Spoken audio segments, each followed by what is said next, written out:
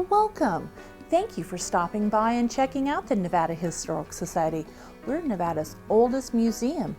We are 120 years old as of this year. If you've ever been in our galleries, or maybe this is your first time, we're right now in 2025. We're doing some retrofitting and renovations to our building with a capital improvement project.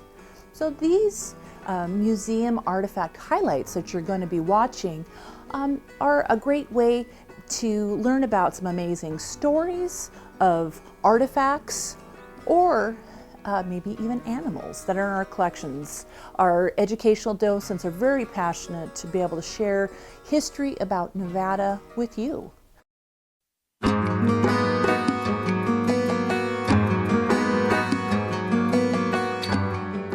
Today I want to tell you about early ranching in the Truckee Meadows. So I want to paint a little scenario for you through a timeline.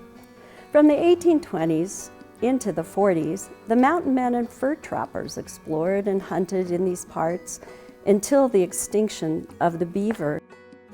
In 1840, individuals and families were seeking new opportunities in the West. They needed guidance while traveling through these uncharted and often hazardous territory, most heading to California. These mountain men became guides as they knew these western lands quite well and had become good horsemen. In 1849, gold was discovered in California. Half of the 300,000 gold seekers and merchants flocked to California overland on the California Trail through the Truckee Meadows. In 1849 into the 50s, with this gold rush, more and more ranching and farming grew to provide for all of these new people coming west. Cattlemen, sheepmen from all over our states wanted a part of this growth, and they began to drive cattle out west and make claims and purchases of large parcels of land.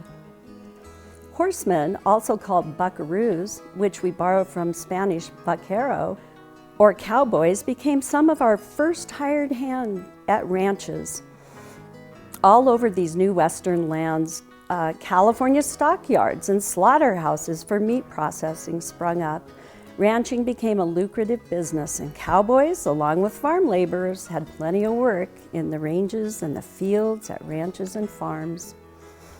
I want to showcase one of our early pioneer ranchers, Granville, Washington Huffaker. He arrived in this area in 1858. Granville Huffaker and his partner Lou Drexler arrived to the Truckee Meadows after successfully bringing 500 cattle across the treacherous 40-mile desert. It is said that they might have moved on, but after weathering a harsh winter here, Granville saw a beautiful grassy meadow fed by a healthy stream, which we know today as Thomas Creek. He staked his claim and purchased the land, gaining him a total of 640 acres. This location is on South Virginia between Holcomb Lane and Foothill Road. He resided in a building that already existed there, but later in 1881, built a beautiful two-story home, which is still standing along with two of those barns. In 1859, silver was discovered on the Comstock. This was the first silver discovery in the U.S. Huffaker's, or Huffaker's Station as it became known, became an excellent place for raising cattle and horses, but it quickly became the center of activity while hordes of silver seekers were flocking to the Comstock. Granville was an expert cattleman and began to create a commerce center at his ranch. Virginia City, Silver City, Gold Hill was demanding produce and meat and other goods as they could not produce any of these many goods in the high mountain mining town. Huffaker's Station quickly added a mill pond to receive logs from a 15-mile flume from the Sierra to be transported to Virginia City by train or wagon.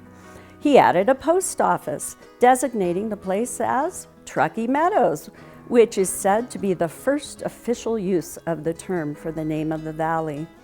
He added a stage stop. He had several large stables, barns, and corrals, and became known as having the largest stock and freight center in the valley. He produced large crops of alfalfa and hay, grass hay, fed thousands of mules, horses, cattle, and oxen.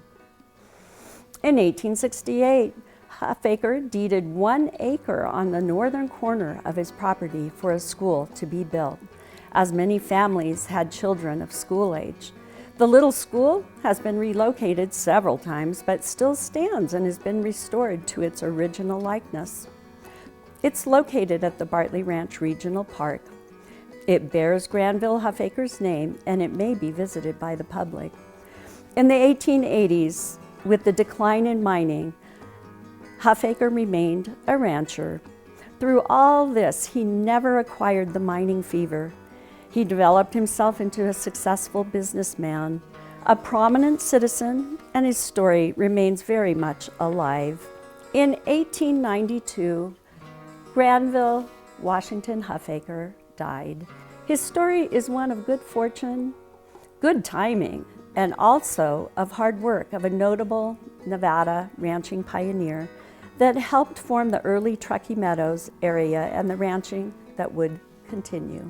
Consider visiting Granville Huffaker's home on South Virginia and the historical marker in front, or the old Huffaker School, which resides at Bartley Ranch Park, along with some other historic buildings.